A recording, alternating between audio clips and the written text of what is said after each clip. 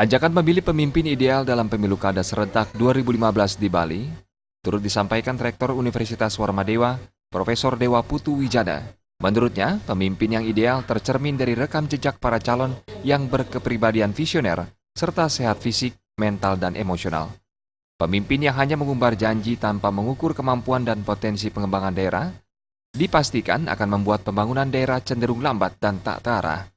Sementara pemimpin yang cerdas akan mampu merencanakan pembangunan dengan lebih baik karena mereka akan mengaplikasikan visi misi yang didukung prioritas pembangunan infrastruktur baik fisik maupun sumber daya manusianya.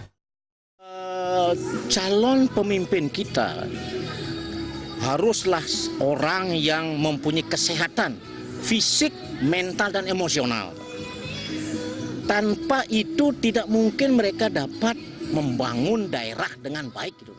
Nah, itulah sebabnya Profesor Dewa Putu Wijana menambahkan, pemimpin ideal harus dipilih masyarakat karena persiapan pembangunan daerah diawali dengan penempaan SDM melalui peningkatan kualitas pendidikan seiring peningkatan taraf kesehatan masyarakat. Suteja dan Riase, Bali TV.